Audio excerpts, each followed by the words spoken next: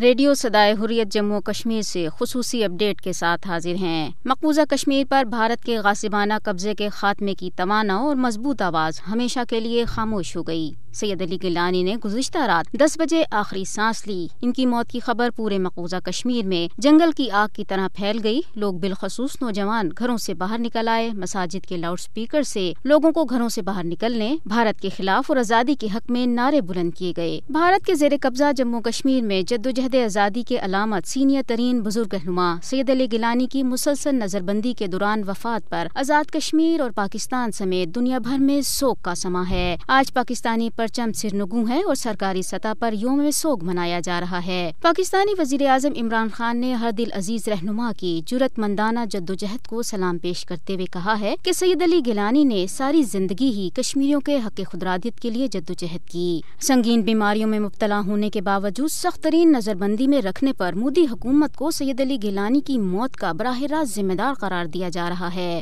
کل جماعتی حریت کانفرنس نے کشمیری عوام سے پرزور اپیل کی ہے کہ وہ گھروں سے باہر نکلیں اور مودی حکومت کے مظالم کے خلاف بڑے پیمانے پہ احتجاج کریں۔ حریت کانفرنس نے لوگوں سے کہا ہے کہ مقبوضہ علاقے کے کونے کونے میں شہید رہنما کی غائبانہ نماز جنازہ ادا کریں۔ اگرچہ سید علی گیلانی اور ان کے اہل خانہ چاہتے تھے کہ ان کی تدفین سری نگر کے مزار شہداء میں کی جائے، تاہم بھارتی قابض انتظامیہ نے جنازے میں بڑی تعداد میں لوگوں کی شرکت کے خوف سے انہیں اس کی اجازت نہیں دی۔ انہیں حیدرپورہ میں سخت فوجی محاصرے میں اپنے گھر سے صرف چند میٹر کے فاصلے پر دفن کیا گیا۔ بہت کم تعداد میں لوگوں، جن میں بیشتر اہل خانہ، قریبی رشتہ دار اور ہمسائے شامل تھے، کو ان کی نماز جنازہ میں شرکت اور ان کی آخری جھلک دیکھنے کی اجازت دی گئی۔ مودی کی فسطائی بھارتی حکومت نے وادی کشمیر خصوصاً سری نگر اس کے نواحی علاقوں کو گوانتانامو بے میں تبدیل کر دیا ہے۔ حیدرپورہ سری نگر میں سید علی گیلانی کی رہائش گاہ پر لوگوں کے سمندر کو اکٹھا ہونے سے روکنے کے لیے علاقے میں بھارتی فوجیوں اور پولیس اہلکاروں کی بھاری نفری بھی تعینات کر دی گئی ہے۔ مبصرین کا کہنا ہے کہ اگر بھارت نے بندوق کی نوک پر لوگوں کو گھروں میں محصور نہ کیا اور انہیں سید علی گیلانی کے جنازے میں شرکت کی اجازت دی تو یہ جموں کشمیر کی تاریخ کا سب سے بڑا جنازہ ہوگا۔